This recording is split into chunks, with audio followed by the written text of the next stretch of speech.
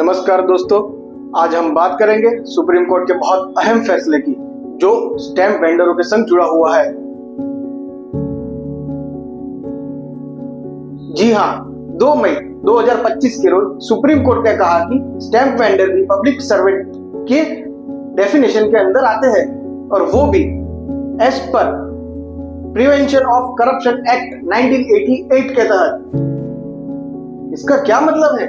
इसका मतलब यह है कि अगर कोई स्टैंप वेंडर आपसे स्टैंप की रकम से ज्यादा वसूली करते हैं, अगर कोई कैश हैंडलिंग चार्जेस आपसे मांगते हैं, तो उनके खिलाफ एंटी करप्शन लॉ के तहत कार्यवाही की जा सकती है।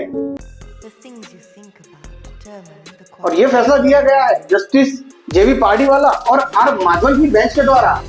और उन्होंने कहा कि स्टैंप वेंडर एक पब्लिक ड्यूटी परफॉर्म करते हैं, यानी कि सरकारी काम करते हैं और उसके लिए सरकार द्वारा उन्हें कुछ रेम्यूनरेशन मिलता है।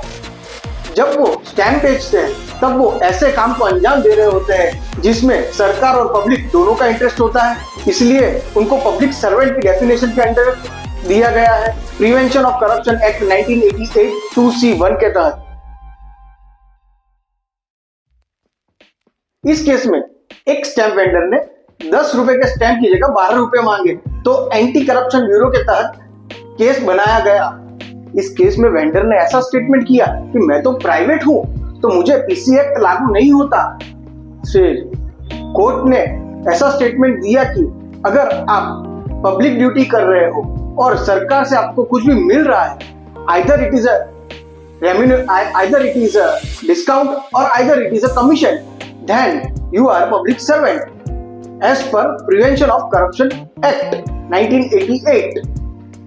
कोर्ट ने यह भी कहा कि स्टैंप ड्यूटी कलेक्ट करना एक ऐसा काम है जिसका फायदा सरकार और पब्लिक दोनों को होता है, इसलिए आपको करप्शन एक्ट लागू होता है। कि हाँ दोस्तों, तो आपको पता चल गया होगा कि स्टैंप वेंडर्स भी एक तरह से पब्लिक सर्वेंट होते हैं। अगर वो किसी तरह से भ्रष्टाचार करते हैं तो उन पर भी एंटी करप्शन लॉ लागू होता है।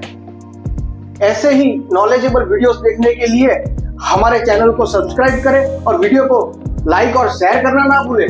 जय हिंद, जय भारत।